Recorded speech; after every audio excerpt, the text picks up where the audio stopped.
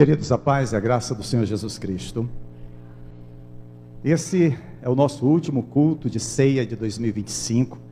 A próxima vez que nós vamos estar reunidos participando da ceia do Senhor será no nosso culto da virada, já nos primeiros minutos de 2026. E esse certamente é um culto especial, porque nós temos muitos motivos para agradecer ao Senhor por tudo que Ele fez, está fazendo e fará nas nossas vidas. Eu tenho certeza que você tem motivos para nessa noite celebrar o nome do Senhor, estar ao redor da mesa e participar com seus irmãos em Cristo desse momento. Além de ser um tempo de celebração, um tempo de gratidão, é um tempo de reconhecer que até aqui nos ajudou o Senhor, que o Senhor tem estado com cada um de nós, nos fortalecendo, nos ajudando. E apesar das lutas e dificuldades que todos nós passamos, podemos saber que Ele é Emanuel, o Deus conosco. Ele está sempre ao nosso lado, suprindo as nossas necessidades e ajudando-nos a vencer. O culto de ceia, amados, é um culto importantíssimo na vida da igreja, até porque o Senhor deixou duas ordenanças. A primeira delas é o batismo. Nós, depois da nossa conversão, somos conduzidos às águas batismais. E o outro mandamento, a outra ordenança, é a ceia do Senhor. Nós participamos dela. E como tem lá em 1 Coríntios 11, 26, sempre que comermos deste pão e bebermos deste cálice, anunciamos a morte do Senhor até que Ele venha. A igreja do Senhor Jesus, toda vez que celebra a ceia, toda vez que parte o pão, toda vez que distribui o cálice, ela está, na verdade, celebrando, anunciando a morte do Senhor, proclamando que através da morte de Cristo, nós podemos ter vida e vida com abundância. Mas não é apenas um tempo de proclamação, é um tempo também de aguardar a sua volta. E a promessa do Senhor é que Ele voltará, Ele virá. E quero nesta noite, amados, abordar uma questão relevante para a vida de todo cristão. Essa é uma mensagem muito mais voltada para a igreja. E por que nós precisamos ter essa clareza acerca da volta de Jesus? Por que nós precisamos aguardar, estar preparados para esse grande momento? É porque certamente, amados, conforme aquilo que está posto nas Escrituras, Ele breve vem. E a pergunta que nós gostaríamos de trazer como reflexão para as nossas vidas nessa noite é: como nós devemos viver agora, tendo em vista a volta do Senhor Jesus? Será que a forma que estamos vivendo, será que como nós estamos lidando com os nossos relacionamentos, como nós estamos conduzindo a nossa vida, ela realmente é algo que agrada a Cristo? Uma área da nossa vida, queridos, que nós precisamos examinar com atenção é a administração do nosso tempo. Será que nós estamos usando o nosso tempo de forma proveitosa, considerando esse tempo limitado que nos resta até a volta de Cristo? Será que nós devemos continuar usando o nosso tempo da mesma maneira que temos usado até aqui, sabendo que a vinda de Cristo está cada vez mais próxima? Ou não deveríamos, em vez disso, aproveitar as oportunidades para viver em santidade e fazer com que cada dia, cada hora, cada momento nos leve a uma intimidade maior enquanto a vinda do Senhor se aproxima? Nessa noite, queremos aprender com a palavra de Deus sobre tempo e oportunidade. Queremos examinar nossas vidas para ver se precisamos fazer alguma mudança em como aproveitamos cada oportunidade que temos. Geralmente, nós observamos que muitos cristãos hoje, sejam aqueles que trabalham ou estudam, têm problemas em administrar o seu tempo. Alguns ocupam o seu tempo tanto com o trabalho secular e com as preocupações deste mundo, que não lhes resta tempo para o desenvolvimento espiritual ou para o serviço cristão.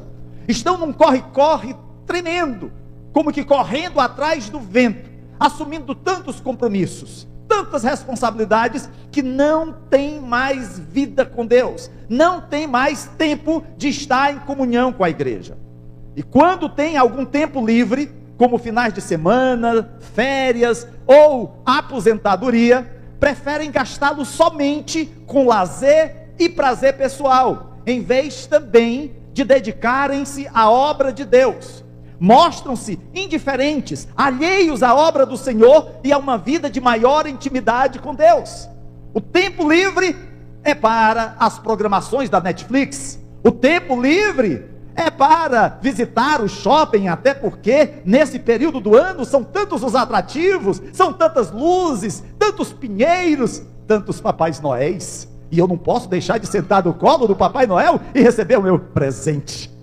Queridos, nós vivemos nesse corre-corre, mas no outro extremo existem cristãos que se envolvem demais em eventos, congressos, conferências, encontros de casais com Cristo, encontros de jovens com Cristo. Basta saber que vai haver um encontro, basta saber que vai haver um congresso e logo se inscreve, logo quer participar, e assim começa a prejudicar a sua vida profissional, a sua vida familiar. Chegam a negligenciar seus entes queridos e se tornam funcionários ou estudantes irresponsáveis. Isso não é um bom testemunho de uma vida salva pelo Senhor.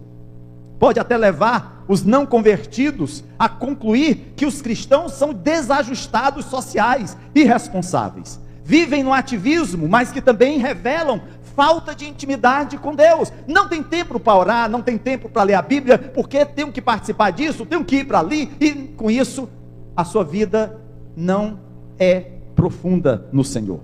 É preciso, amados, encontrar um equilíbrio, aproveitar cada oportunidade, dedicar tempo suficiente ao seu crescimento acadêmico, profissional, a preparação adequada para viver uma vida responsável neste mundo, como cidadão que somos, porque a Bíblia nos diz que nosso Senhor Jesus, Ele não negligenciou as suas responsabilidades. A palavra de Deus lá em Lucas 2,52 diz que Jesus crescia em sabedoria, estatura e graça diante de Deus e dos homens. O Senhor Jesus desenvolvia todas as suas faculdades, todo o seu conhecimento, a sua relação com as pessoas. E para nós isso significa, queridos, que precisamos adquirir conhecimento, preparo físico e mental, bem como habilidades sociais para o nosso desenvolvimento pessoal. E ao mesmo tempo em que você busca o seu desenvolvimento pessoal, precisa dedicar tempo suficiente ao serviço do reino de Deus para realizar tudo o que Deus deseja para você, que você faça. Em vez de seguir as tendências mundanas de buscar fama, fortuna, sucesso, projeção, em especial quando isso é apenas para o seu destaque pessoal, você deve lembrar-se que todo crente, todo cristão, deve buscar em primeiro lugar o reino de Deus, como nos é mandado lá em Mateus capítulo 6, verso 33.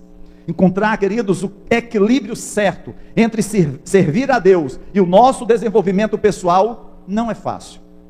Isso porque a vida na era atual é mais complexa, as demandas com um tempo difícil. Tem que levar o menino para a escola, tem que levar para o inglês, tem que correr para o cabeleireiro, tem que atender os clientes, tem que atingir as metas, tem que estar na igreja, tem que sair com os irmãos. Sempre haverá muitas oportunidades no caminho, exigindo nossa atenção o tempo todo. A questão, queridos, é, com tantas oportunidades sobre o nosso tempo, como administrá-lo bem? E aí o apóstolo Paulo nos apresenta a resposta. Assim eu quero convidar você a abrir a sua Bíblia, na carta de Paulo aos Efésios, no capítulo 5, e acompanhar a leitura dos versículos 15 a 17. Diz assim um texto da palavra de Deus: tenham cuidado com a sua maneira de viver, que não seja como insensatos, mas como sábios, aproveitando ao máximo cada oportunidade, porque os dias são maus. Portanto, não sejam insensatos, mas procurem compreender qual é a vontade do Senhor. Feche os seus olhos, vamos orar ao Senhor. Pai querido e amado, Deus Todo-Poderoso, eu quero te louvar, te agradecer, ó Deus, por estarmos reunidos nessa noite, para celebrar o teu nome, para proclamar a volta de Cristo, e para saber, Senhor Deus, que como cristãos, precisamos, Senhor, ser bons mordomos do nosso tempo, porque, ó Pai, as oportunidades, Senhor, estão postas à nossa frente, e precisamos aproveitá-las na proclamação do Teu Evangelho, em vidas santas na Tua presença, e buscando, Senhor, cada dia mais, nos aproximar do Teu reino, para a Tua glória, em nome de Jesus Cristo. Amém. Você já deve ter sentido a sensação de ter perdido aquela oportunidade. Eu lembro, ainda jovem solteiro, estava já tendo concluído a minha faculdade e aconteceu de ter um concurso. E eu fiz o concurso, fiquei entre aqueles que foram classificados, mas achava que tão cedo não haveria a chamada das pessoas. E certa vez eu andando no centro da cidade me encontrei com um colega e ele chegou e disse assim: rapaz, tu já entregou a tua documentação? Eu disse: de quê? Aquele concurso que teve, cara, da prefeitura. Eu também fiz. E estão chamando. E eu vi lá teu nome. Eu disse: não diga isso. E o último dia é exatamente amanhã. Eu disse: meu Deus do céu, é mesmo? E lá fui eu correr para resolver toda a documentação, queridos. E por pouco eu não tenho perdido a oportunidade de adentrar no serviço público municipal. Às vezes algumas oportunidades que estão tão claras que nós não percebemos e acabamos perdendo. E dependendo da oportunidade que perdemos, bate um aperto em nosso coração, pois percebemos o quanto fomos tolos e deixamos passar aquele momento. Às vezes, questão voltada para o emprego, uma faculdade, um relacionamento. Infelizmente, queridos, nós somos seres afetados e limitados pelo tempo. Aquela história de voltar no tempo é coisa do cinema. Eu acho que alguns lembram do filme O Túnel do Tempo, né? Eu assistia ainda moleque na televisão. A pessoa entrava ali e voltava em tempos passados e tudo. Mas, queridos, isso é apenas fantasia de televisão. A oportunidade perdida jamais voltará. É por isso que nós precisamos aproveitar ao máximo as nossas oportunidades. E aqui eu não estou falando de oportunidades efêmeras, relacionadas às coisas passageiras, e sim daquelas oportunidades que têm consequências eternas na nossa vida. Realidades espirituais que dão o verdadeiro sentido. Estou me referindo, queridos, à oportunidade que temos para escolher confessar a Cristo ou não, agradar ao Senhor ou não, viver para a glória de Deus ou não, fazer a sua vontade ou não. Paulo, aqui em Efésios capítulo 5, versos 15 a 17, faz 3 exortações que nós precisamos aplicar à nossa vida, a fim de aproveitar cada oportunidade que nós temos. E a primeira exortação que nos é colocada é que nós devemos andar com prudência. Andar com prudência, querido, significa andar com cuidado, olhando antes de dar qualquer passo. Não é ser impulsivo, não é ser alguém, no sentido da palavra, impetuoso. A vida, queridos, é como uma longa caminhada por um campo minado, cheio de bombas. E se não formos cuidadosos, podemos pisar em uma mina e colher consequências terríveis. Por isso, devemos andar com prudência, com cuidado, com cautela. Não devemos nos precipitar em coisas que todos os outros parecem estar fazendo sem pensar. A multidão, a massa, nem sempre está correta. A voz do povo não necessariamente é a voz de Deus. Precisamos, queridos, entender que há coisas inúteis e até destrutivas ao nosso redor. Por isso, que prazeres viciantes, atividades imorais, mesmo que para a grande maioria seja uma coisa normal, para aquele que é comprado e lavado no sangue do Cordeiro de Deus, deve ser algo que deve ser rejeitado. Mas como alguém pode agir com prudência? Como sabemos qual o passo certo a dar? Às vezes, precisamos fazer escolhas em áreas eticamente ambíguas, e nos perguntamos se devemos ou não nos envolver em determinada situação. Veja então a exortação contida aqui no versículo 15. Tenham cuidado com a sua maneira de viver, que não seja como os insensatos, mas como sábios. Não devemos viver de maneira insensata, precisamos adquirir sabedoria. E aí Tiago diz, se alguém precisa de sabedoria, deve pedi-la a Deus. A sabedoria, amados, é importante para a nossa vida. Veja o que está lá em Provérbios, capítulo 4, versos 5 a 7.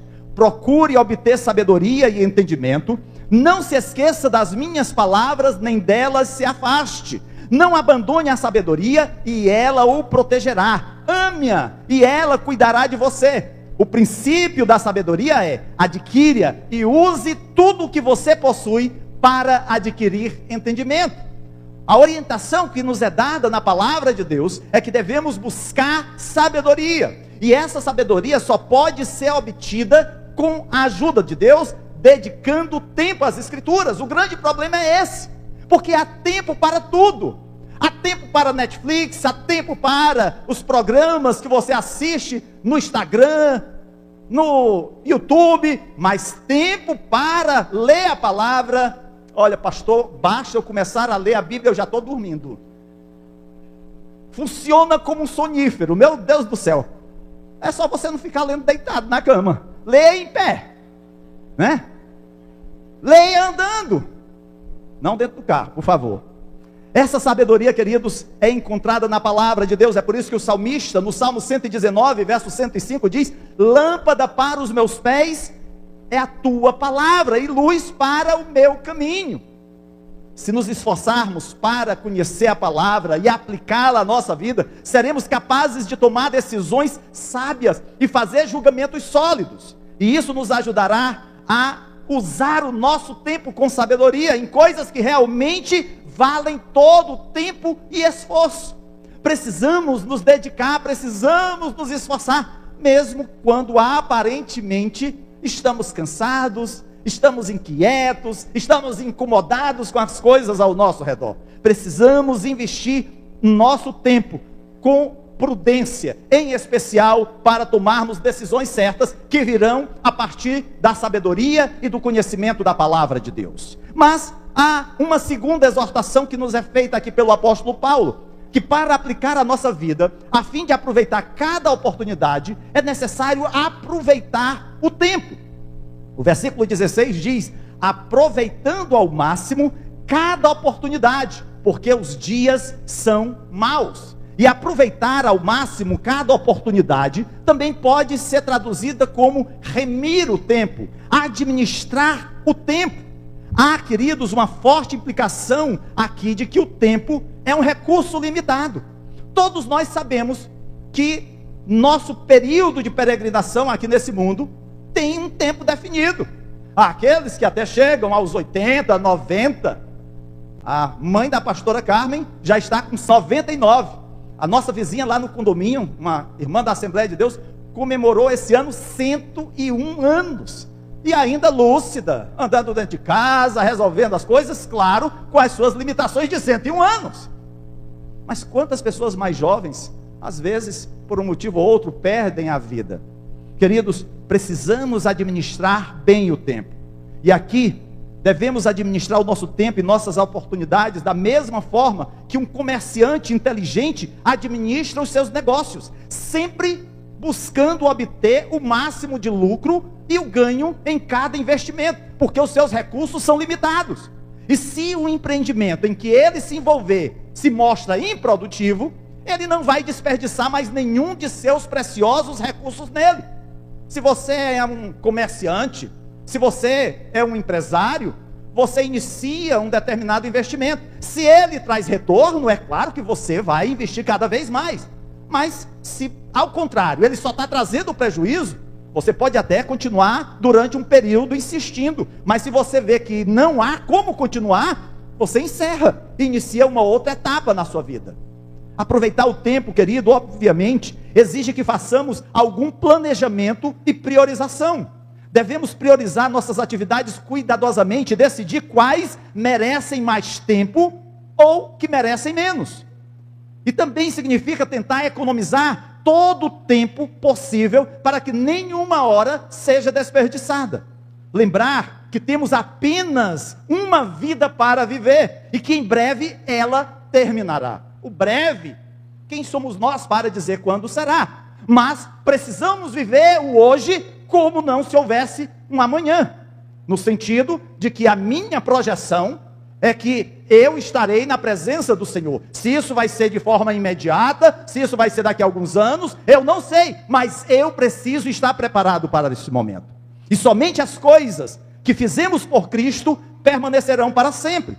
Para viver bem a vida cristã, devemos sempre lembrar que um dia todos nós prestaremos contas diante do Senhor, e prestaremos conta daquilo que nós fizemos nesta vida.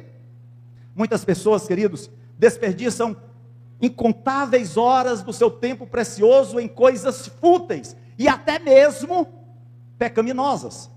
E quando prestarem contas ao Senhor, só poderão expressar um profundo arrependimento por não terem usado o seu tempo com mais sabedoria. Mas, se tivermos cuidado de aproveitar bem o nosso tempo e vivermos com prudência, poderemos olhar para trás em nossa vida com a satisfação de termos vivido de uma maneira proveitosa para o reino de Deus. Eu já tive a oportunidade de celebrar alguns cultos de pessoas que descansaram no Senhor. Funerais que às vezes sempre são banhados em lágrimas, tristeza pela perda de um ente querido. Mas é maravilhoso, queridos, quando a gente pode olhar para a vida daquele homem, daquela mulher, que desce à sepultura e saber do legado que ele ou que ela deixou. E assim como Paulo, lá em 2 Timóteo, capítulo 4, verso 7, poder dizer: esse verdadeiramente combateu o bom combate, terminou a corrida, guardou a fé. Eu creio que essa deve ser a declaração de cada um de nós, como crentes fiéis ao Senhor. Amados, reflitamos sobre como nós estamos guardando o nosso tempo agora. Em que você está investindo a maior parte do seu tempo? Você está usando o seu tempo para realizar tudo o que precisa fazer, ou em coisas que não precisa necessariamente fazer? Se você não controlar como gasta o seu tempo, você terá dificuldade em realizar tudo o que precisa fazer. Você sempre reclama que não tem tempo suficiente, que as 24 horas do dia parecem insuficientes, que você gostaria que o dia tivesse 36 horas, que ao invés de serem 7 dias da semana, fossem 8. Mas, queridos, o problema não é a falta de tempo. O verdadeiro problema está na má gestão do tempo, de perder as oportunidades que o Senhor tem te dado. Moisés, ele não estava fazendo as coisas de forma eficiente quando julgava o povo de Israel. Lá em Êxodo, capítulo 18, dos versos 13 a 18, diz que Moisés passava o dia todo julgando as pessoas, e eram tantos que ele não dava conta, e chegava ao final do dia, ele estava cansado, e as pessoas até mesmo chateadas, porque não foram contempladas. Ele não só se cansou, como também cansou o povo, que passava horas na fila só para vê-lo, e ouvir o seu veredito. Mas graças a Deus, Moisés tinha um sogro sábio, Jetro, um homem piedoso, que o aconselhou sobre como fazer as coisas de forma eficiente, nomeando assistentes qualificados e organizando o povo em diferentes grupos. Depois disso, Moisés só precisava julgar os casos mais difíceis, e o povo então ficou feliz, não precisava esperar tanto tempo, para que os seus casos fossem ouvidos e resolvidos. Moisés entendeu que a boa administração do tempo está relacionado a um princípio da administração moderna, que é a descentralização do poder. Portanto, amados, lembremos-nos disso, para que aproveitemos bem o nosso tempo. Finalmente, chegamos à nossa terceira exortação. Nós precisamos aplicá-la à nossa vida a fim de aproveitar cada oportunidade. E a terceira exortação que Paulo nos faz é que nós precisamos compreender a vontade de Deus para a nossa vida. Além de andarmos com prudência, além de aproveitarmos bem o nosso tempo, há mais uma coisa que precisamos fazer para uma boa administração do tempo. O versículo 17 diz: portanto, não sejam insensatos, mas procurem compreender qual é a vontade do Senhor.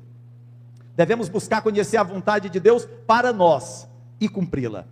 E se você tem alguma dúvida, se você tem alguma dificuldade de conhecer a vontade de Deus, vá à palavra do Senhor. Devemos buscar conhecer a vontade de Deus para nós e cumpri-la. E Deus tem um propósito especial para cada um de nós cumprirmos nessa vida, a qual certamente levará a sua glória e a salvação do seu povo. Viver a vida cristã significa descobrir o propósito específico que Ele estabeleceu para você. E em cada área da sua vida, quer seja a área emocional, a área financeira, a área do relacionamento, a área espiritual, deve haver uma boa razão para o Senhor tê-lo colocado onde você está agora. Quer seja no seu trabalho, quer seja na sua escola, quer seja na igreja, aonde você está, há um propósito de Deus com a sua presença nesse lugar. Ele tem te dado dons únicos, Ele tem falado ao teu coração, para que você possa ser um atalaia, um porta-voz do Senhor, para a salvação e edificação de vidas. Você deve sempre buscar descobrir o que Ele quer que você realize com os talentos que Ele tem te dado. O grande problema, queridos, é que nós somos às vezes parecidos com aquela pessoa que recebeu o talento do Senhor, e ao invés de aplicar, e ao invés de multiplicar o talento, simplesmente vai lá e o esconde. Já que Deus tem uma vontade para a sua vida, Ele deve ter providenciado todo o tempo necessário para que você cumpra essa vontade. Se há algo de Deus para você, seja na área que for, o Senhor tem te dado não apenas os talentos para realizá-la, mas o tempo necessário para você alcançar êxito. É claro que eu não posso ficar em berço esplêndido esperando que o milagre aconteça, quando eu preciso ser agente do milagre de Deus. Lembre-se do que diz o Salmo 31, verso 15: o meu futuro está nas tuas mãos. O meu futuro está nas mãos do Senhor.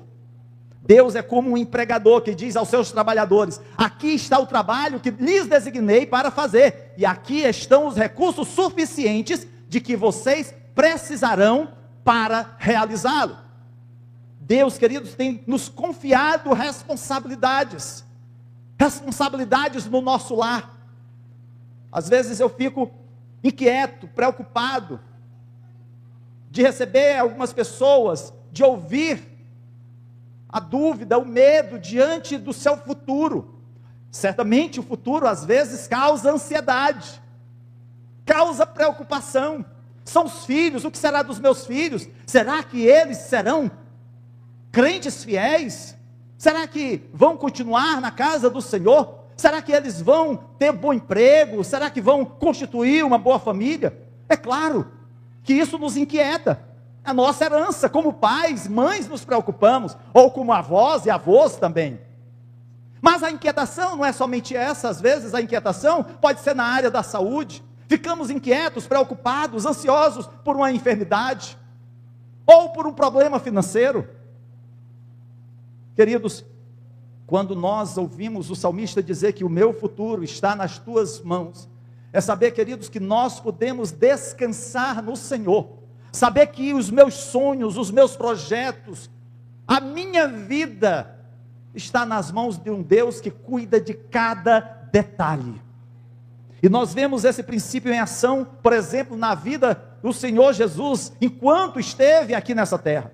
Durante seus 3 anos de ministério, Ele cumpriu tudo o que veio fazer na terra: pregar o reino de Deus, treinar os discípulos, fazer expiação pelos pecados por meio da sua morte na cruz.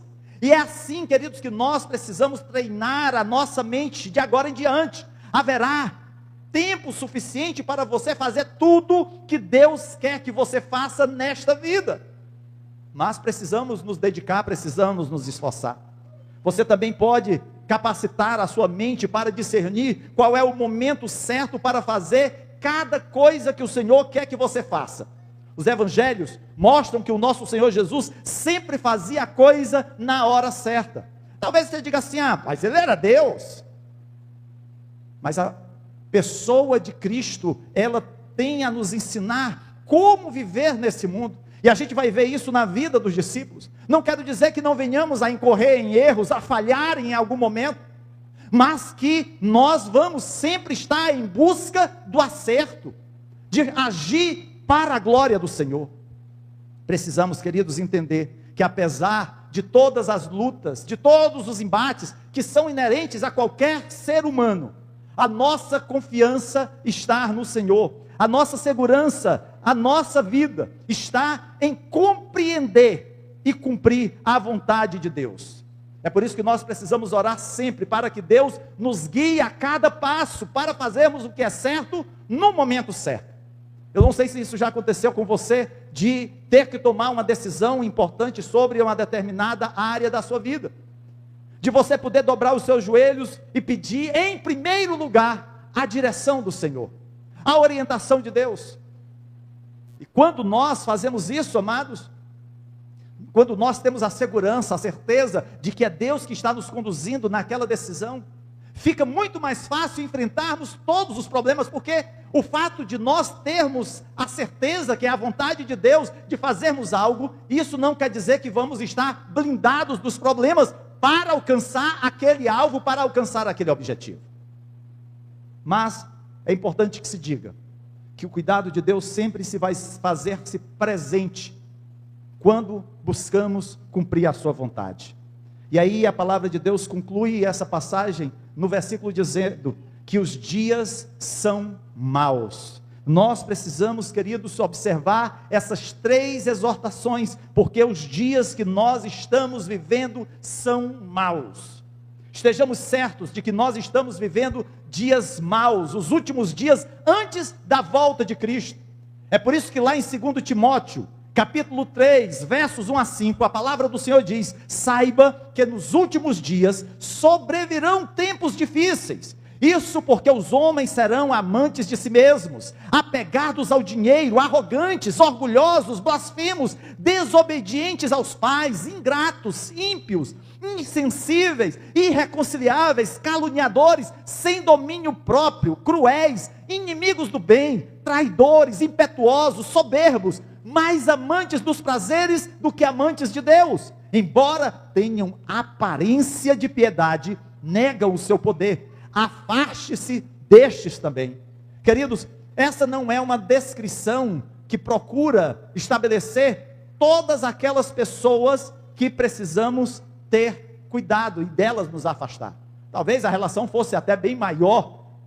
Porém, o que Paulo está dizendo é o cuidado que nós precisamos ter, porque os dias são maus. Nós estaremos interagindo no trabalho, na escola, na família, até mesmo na igreja, com pessoas que infelizmente nem sempre vão corresponder ao testemunho cristão. Os tempos difíceis em que vivemos tornam ainda mais urgente que sejamos bons administradores do nosso tempo.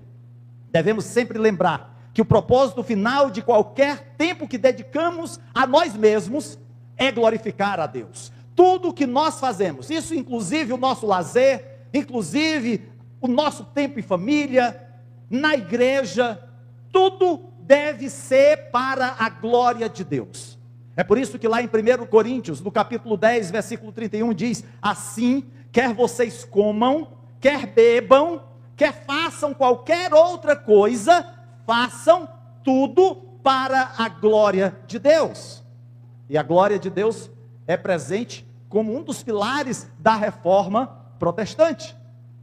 Amados irmãos, a questão fundamental é esta: visto que nós vivemos dias maus, devemos ter muito cuidado para não desperdiçar nosso tempo em buscas que nos glorifiquem a nós mesmos. Precisamos olhar para ver se aquilo que nós estamos fazendo, ou pretendemos fazer, é para a glória de Deus, ou minha. Deixemos de lado essas coisas, para que tenhamos mais tempo precioso, para investir em atividades boas e saudáveis, que glorifiquem o nome do Senhor. Assim, querido, nesse Natal, onde as pessoas geralmente estão reunidas em família, e isso é muito bom. Uma das minhas gratas memórias é o tempo que a minha família se reunia nesse período, toda aparentada, cada um trazendo ali um prato, nem que fosse um prato vazio, mas juntava todo mundo, né? Porque sempre dava para compartilhar. E ali a gente celebrava. Às vezes tinha algumas coisas que no decorrer do ano não ficaram tão bem resolvidas, mas naquele momento a coxa do peru falava mais alto. Era um tempo de celebração, de comunhão. E eu, como criança, via tudo aquilo e achava algo maravilhoso. Eu esperava todo ano chegar o tempo do Natal. Cresci e muitas das fantasias comuns àquele tempo caíram por terra. Já não esperava o bom velhinho vir deixar a minha bicicleta debaixo da minha rede. Ele só trazia a bola de plástico. Todo ano, que frustração. Mas, queridos, um dia, eu tive a oportunidade de confessar Jesus como Senhor e Salvador da minha vida. Eu tive a oportunidade de viver um novo tempo e uma nova história. E essa oportunidade mudou completamente o meu viver. O que Paulo está dizendo aqui para nós nessa noite, queridos, é que nós devemos aproveitar as oportunidades que o Senhor nos tem colocado nas nossas mãos. Quer seja para pregar o Evangelho lá no Eusébio, quer seja para anunciar a Cristo aqui no José Walter, quer seja para crescer em santidade e piedade na presença de Deus, quer seja para abençoar o carente, quer seja para visitar o enfermo, quer seja para ser verdadeiramente igreja. Que ao participarmos da ceia, lembremos-nos, queridos, que nós somos chamados a aproveitar cada oportunidade que nos cumpre ao anunciar a morte do Senhor, até que Ele venha. Nós chegamos ao final de 2025, e podemos olhar para todas as ceias que realizamos nesses 11 meses, essa será a 12ª, e como nós somos gratos a Deus, em cada uma delas, além da mesa ser decorada de uma forma diferente, porque Anne, Paulo e outros sempre fazem uma coisa diferente, mas o mais especial, queridos, é que nós estamos aqui, alguns novos. Hoje pela manhã, eu estava conversando com um casal, que já tem 4 meses se congregando conosco, que vieram conversar: pastor, nós queremos nos congregar aqui. Eu disse: glória a Deus, como é bom a gente receber novos irmãos na casa do Senhor. Queridos, mas além das caras novas, nós também irmãos que já têm uma boa caminhada aqui na igreja, não vou dizer muito tempo, né? Mas já tem aí caminhando conosco aí 18 anos de Gileade. Mas, amados, independentemente do tempo, se chegando agora, se já de algum tempo, o importante é que em cada ceia, Deus nos traz a oportunidade de viver um novo tempo, de saber que Ele tem cuidado das nossas vidas, e que precisamos aproveitar as boas oportunidades que Ele nos dá, para proclamar o Evangelho. É responsabilidade nossa, de cada um de nós. Nós somos chamados por Deus. E se você está aqui nessa noite, ainda não confessou a Cristo como Senhor e Salvador, se você está nos visitando, nos dando a alegria da sua presença, eu quero te dizer que a melhor forma de você administrar o seu tempo é dando um passo em direção a Cristo. E aí eu quero fazer esse convite. Há entre nós alguém que precisa reconhecer Cristo como Senhor e Salvador da sua vida? Alguém que precisa se reconciliar com Deus, que ao longo dessa jornada, nesses últimos meses, até mesmo anos, se afastou dos caminhos de Deus, se envolveu com práticas, com coisas que não agradaram a Deus? Mas eu quero te dizer que o Senhor te deu a oportunidade de uma reconciliação com Ele. Ou, quem sabe, se você veio participar do culto da ceia e dizer assim: pastor, eu me sinto indigno, eu não me sinto bem em participar da ceia, tem um pecado que eu ainda não me libertei. E se você não se libertou, o alvo não é continuar escravo desse pecado, o objetivo é você se afastar dele e se reconciliar com o Senhor. Esse é o momento da reconciliação. A mesa posta nos chama a participarmos da ceia, do pão e do vinho, e não deles ficarmos de fora. Se há algo na sua vida que você tem percebido que não agrada a Deus, que ou seja na sua vida como Natã foi para Davi, um profeta de Deus, para lhe chamar a uma reconciliação, porque Deus não deseja que você fique fora da bênção, fora da aliança.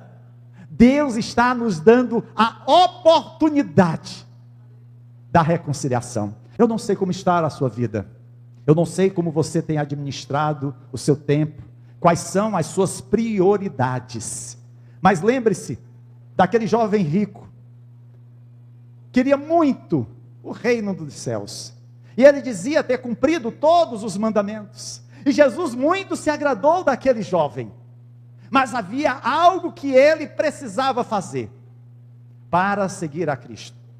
Talvez nessa noite esteja faltando algo para você se desvencilhar, se desfazer, e assim ser um verdadeiro discípulo de Cristo. Pode ser que seja algo relacionado a amigos com quem você tem mantido um relacionamento que não agrada a Deus. Pode ser acesso a coisas que você tem tido às escondidas e que Deus não se agrada. Deus está te oportunizando o momento da reconciliação.